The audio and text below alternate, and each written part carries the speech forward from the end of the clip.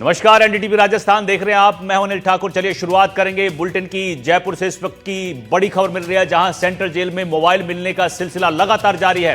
Central jail के अंदर फिर मोबाइल मिले हैं। जेल के अंदर से 3 मोबाइल फोन मिले हैं। सर्चिंग के दौरान अधिकारियों को ये मोबाइल मिले हैं। इससे पहले भी कई बार मोबाइल मिल चुके हैं। जेल के अंदर से ही रील भी वायरल हुई थी और इससे ठीक पहले आपको याद होगा 2 कैदी भी फरार हो गए थे, जिनका सीसीटीवी फुटेज भी सामने आया था। तो सेंट्रल जेल में लगातार लापरवाहियों का सिलसिला जो है वो जारी है। तो जयपुर से खबर बता रहे हैं, जहां पर एक बार फिर से 3 मोबाइल फोन मिले हैं। कभी यहां पर रील्स वायरल होती हैं, कभी मोबाइल फोन मिलते हैं और कभी कैदी फरार हो जाते हैं। तो सवालों के घेरे में सेंट्रल जेल, वहां के अधिकारी कि किस तरह से ये सारी चीजें जो हैं वो हो रही है और सुरक्षा को लेकर बड़ा सवाल है।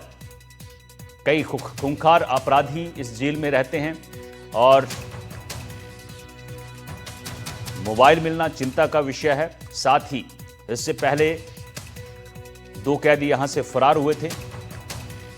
हालांकि दोनों को पकड़ लिया गया था, लेकिन सुरक्षा पर लगातार सवाल खड़े हो रहे हैं। 4 साल में 39 मोबाइल फोन बरामद हुए हैं। आपको बता दें, इस साल अब तक 11 मोबाइल मिले हैं। तो जयपुर जेल जो है उसकी सुरक्षा पर लगातार सवाल उठ रहे हैं, जो यहां पर घटित हो रहा है उसके बाद। तो इस साल अब तक 11 मोबाइल मिल चुके हैं और 4 साल में टोटल बात की जाए अगर, तो 39 मोबाइल बरामद किए गए हैं। साथ ही यहां पर रील्स भी वायरल हो चुकी हैं कैदियों की। इससे पहले आपको याद होगा कि अस्पताल के नाम पर कैदी बाहर गए थे और वो होटल में मस्ती करते हुए पाए गए थे। 2 कैदी फरार हो गए थे, उनका सीसीटीवी भी सामने आया था। तो सेंट्रल जेल में लगातार मोबाइल मिल रहे हैं। यहां तक कि जेल से रील्स भी वायरल हो चुकी हैं। इतना ही नहीं, कैदी भी फरार हो गए थे।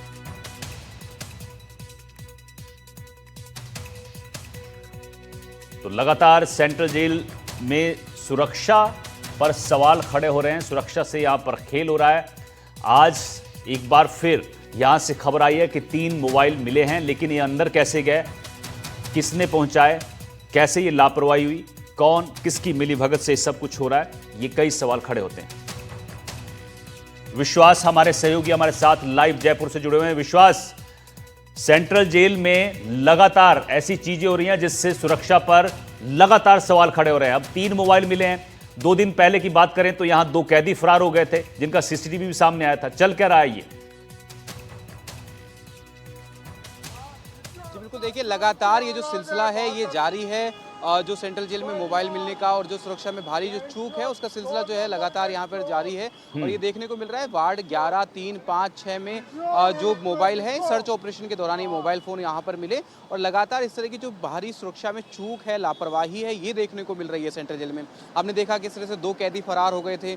पिछले कुछ महीनों पहले हमने देखा कि किस तरह से हॉस्पिटल में कैदी पाए गए थे पार्टी करते हुए। उसके बाद में आप देखिए कि अगले ही दिन, जिस दिन 2 कैदी वो अनस और नवल किशोर फरार हुए थे, उसके अगले ही दिन सेंट्रल जेल में कैदियों में आपस में लड़ाई हो गई थी और जो मग होता है स्टील का, उससे उन्होंने आपस में एक दूसरे के सर फोड़ दिए थे। इस तरह की वारदात आई। उसके बाद में 2 दिन से लगातार जो ये मोबाइल फ़ोन मिलने का सिलसिला है ये भी जारी है। तो इस तरह की जो लगातार सिलसिलेवार जो घटनाएं हो रही हैं वो कहीं ना कहीं बाहरी जो सुरक्षा की चूक है उस पर सवाल खड़े करती है, भारी सुरक्षा चूक को दर्शाती है। और गंभीर सवाल ये खड़े होते हैं कि अगर जेल में इस तरह के, जेल परिसर में इस तरह की जो इस तरह की लापरवाही मिलेगी तो किस तरह से जो कानून व्यवस्था है, सुरक्षा व्यवस्था है, वो पुख्ता हो पाएगी। साथ ही ये एक और सवाल खड़े करती है कि कहीं ना कहीं भ्रष्टाचार की ओर इशारा करती है। ये जो तमाम जो बातें हैं, जो तमाम वारदातें जो लगातार सामने आ रही, तो भ्रष्टाचार को और जो जेल के कार्मिक हैं, जो जेल के अधिकारी हैं, कहीं ना कहीं उनकी लापरवाही को दर्शाता है कि वे लापरवाह हैं या उनकी संलिप्तता है। लापरवाह, देखिए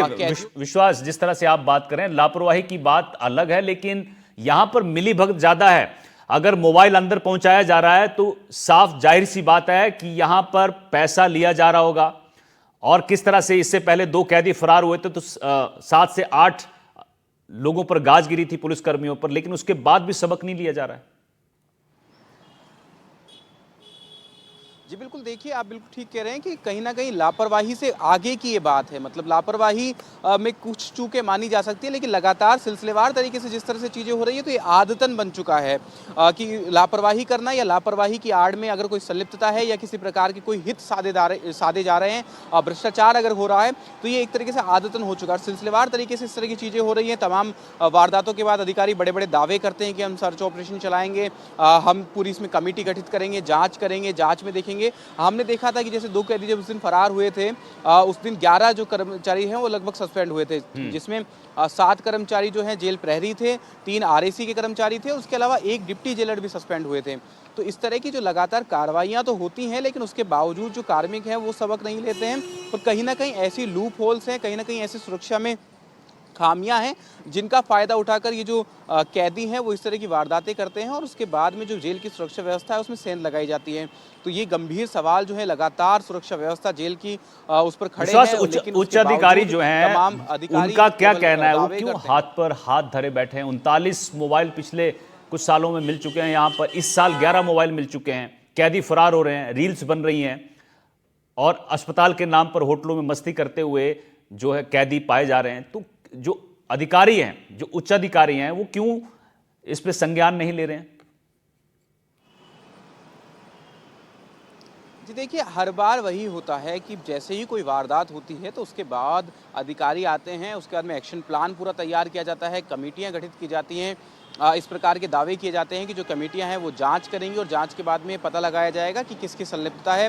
कई लोगों पर एक्शन भी होता है, लेकिन उसके बावजूद वो जो जांच होती है वो अपने अंतिम चरण में नहीं पहुंच पाती है। कहीं ना कहीं यही हम समझ पा रहे हैं कि जांच जो है अंतिम चरण में नहीं पहुंच पा रही है, जिस वजह से इस तरह की जो खामियां हैं वो लगातार देखने को मिल रही हैं। क्योंकि आप देखिए कि किस तरह से कभी कैदी फरार होते हैं, कभी हॉस्पिटल के नाम पर जो कैदी हैं वो अस्पताल के नाम पर होटल में पार्टी करते पाए जाते हैं। उसके बाद में नशीली दवाओं का पहुंचना, कल ही जो police commissioner Biju George Joseph उन्होंने कहा था कि किस तरह से जो जेल में नशीली दवाएं पहुंच रही हैं इसके खिलाफ सर्च अभियान चलाया जाएगा। तो अभियान बहुत चलाए जाते हैं, उसके बाद में दावे बहुत किए जाते हैं, लेकिन अंतिम चरण में कोई जो अभियान है वो पहुंचता हुआ नहीं दिख रहा है। क्योंकि कहीं पर भी जमीनी जो हकीकत है उसमें बदलाव कहीं नहीं नजर आ रहा है। उस तरह के जो हालात हैं वो बने हुए हैं, जिस तरह की जो सुरक्षा की चूक है, जो सुरक्षा में खामियां हैं वो लगातार यहाँ पर देखने को मिल रही हैं। तो बड़े अधिकारी बिल्कुल दावा जरूर कर रहे हैं। एडीजी रुपेंद्र सिंह से हमने उस दिन बात की थी जब 2 कैदी फरार हुए, तो उन्होंने कहा था कि हम लगातार जांच करेंगे और कोशिश करेंगे कि किस इस तरह की जो खामियां हैं, जो सुरक्षा में चूक है,